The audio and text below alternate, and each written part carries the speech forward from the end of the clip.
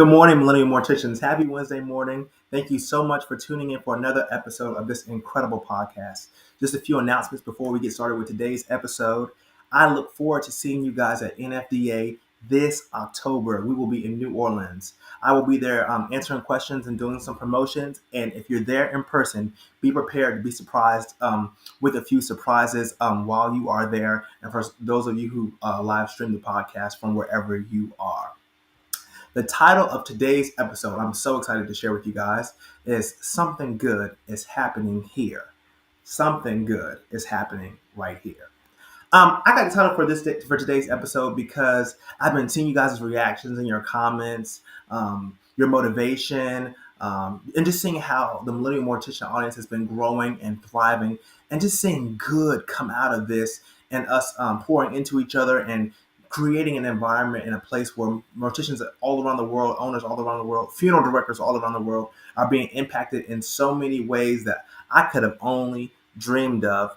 And this week, I want that something good that's happening for me to happen for you in your funeral home. So I'm going to give you some keys to how to make that happen wherever you are and whatever predicament you're in your funeral home.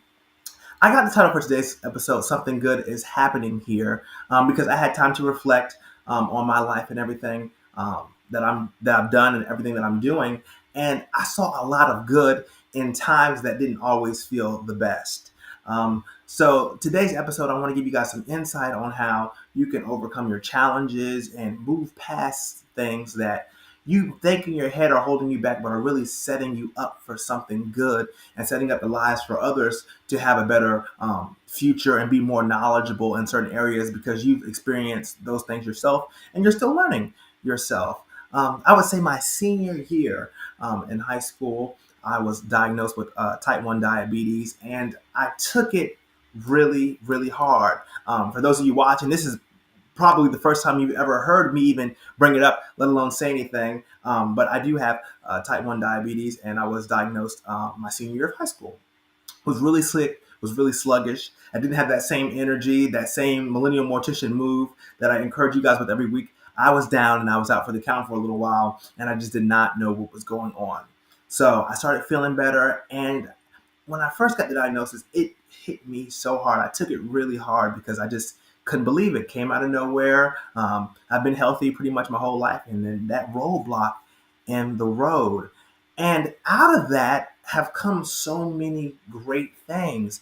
I mean, not only am I an advocate for people who have it, I'm constantly fighting for them and, encouraging places and people to be able to add adaptive environments to the workplace because it is a hard thing to deal with on a day-to-day basis, but just encouraging business owners and business professionals that these people are capable to do the job and that the things that we have challenges with shouldn't be affecting you in your day-to-day life.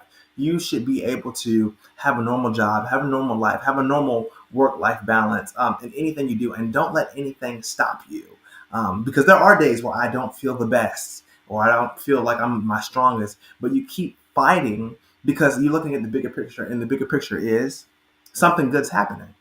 Something good's happening. And the beauty of this industry, the beauty of what we do, the beauty of who we are as people is that we can see the good in anything that we do.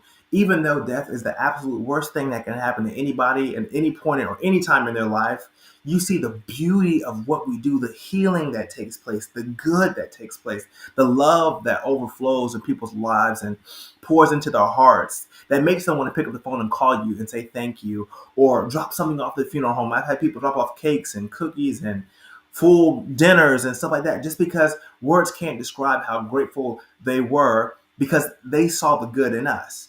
And during death, a lot of times you don't see the good in anything. You just see the hurt that's in front of you on your plate at that moment, at that time. So it's important for us as leaders, as industry thinkers, as change bringers coming into this industry. We're changing an industry as a whole to be the good that people need in a world that's so divided, so divisive, and that wants to show you the bad. You have to be the good. And one thing I want to encourage you guys on and comfort you in is the good always doesn't get the recognition it deserves, but that doesn't mean it's not happening. It's happening. People are seeing it in places you could only imagine or dream of. But know that the impact you're making is making a difference, and that the person you are, the funeral home that you're a part of, you're making a difference in your community every day because you're doing something to help satisfy a community that has lost someone. And your job is not only preserve that pleasant memory picture, but to also incorporate your own flair, your own style of it. Our versions of good differ based off our marketplace, the kind of customers and clients we're dealing with, how much funds they have available, what kind of caskets are in that market. So good to one market might not be good to another market. So you have to know, you have to study people, you have to get in their mindset, get in their head, understand who they are, and see there's good out there, see that there's good out there, and that you are a piece of that.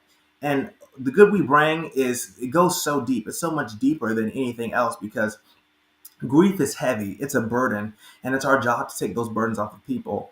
And understand this. It's all it takes is one person to change their mindset, to change the way they're thinking, to change the way they're moving in the funeral home, to bring that good about a whole group of people. There's a lot of times you see in these older funeral homes that you have people working there 50 plus years. They're there, they're working hard, they're doing what they're supposed to do, but that good, that heart that was in it is no longer in it.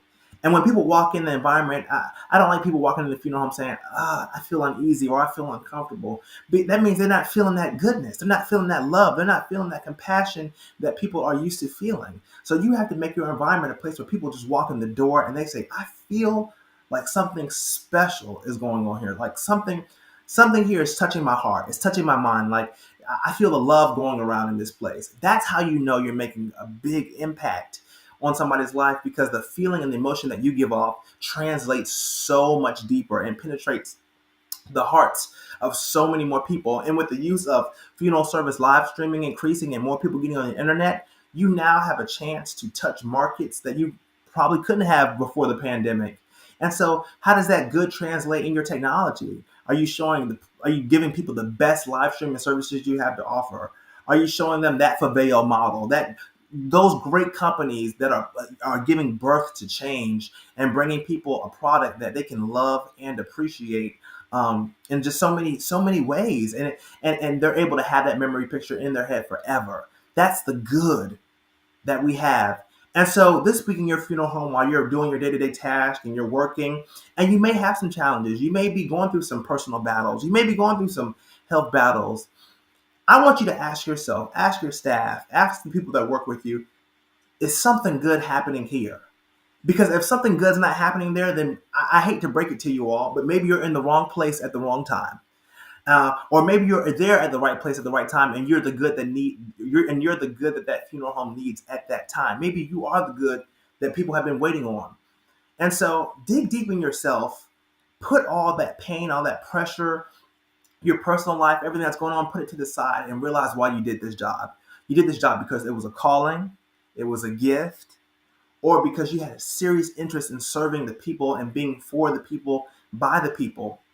And that means that you have a heart. Your heart's in this, and that you are willing to take time out of your personal life to give this your everything. No matter what time of the day it is, you're willing to give people your best. So not only do I want you to translate it from this podcast, but I want you to be the seed in your funeral home to say, guys, we've been doing this for a long time. It hasn't really been working. Things aren't really going our way, but I want something good to happen here. I want you guys to plant the seed for good things to go around. And you never know how deep those roots can grow and expand, and the people you could touch and the lives you could change just by doing that. So as something good's happening here with the Millennial Morticians with you guys, I love you guys. I appreciate you guys. Thank you every week for tuning in and joining this amazing podcast. But I wanted to empower you this week to let you know that no matter what challenges you face in your life, no matter what they say, no matter what the doubters say, the haters say, there's always going to be somebody going against what you're saying to show them that there's something good happening here. And everybody attached to this podcast, whatever's on my life, that's special, that's making this podcast feel special and connected, that's on you guys too. And I hope it translates to your funeral homes, to your communities, and even to my mortuary school students out there with me who are getting through that school and working really hard as interns. It translates. It shows. People can feel something happening. I can feel something happening. Maybe it's because NFDA is getting closer, or maybe just because I'm getting excited. I'm so excited to be able to see you guys and be able to talk with you guys and just see the good that's happening internationally across all the different markets and all the different sectors. Well, guys, I'm your Millennial Mortician, Jaden Folks. Thank you so much for tuning in to another episode of this incredible podcast. And remember, this is the podcast that engraves. You guys have a blessed week. I look forward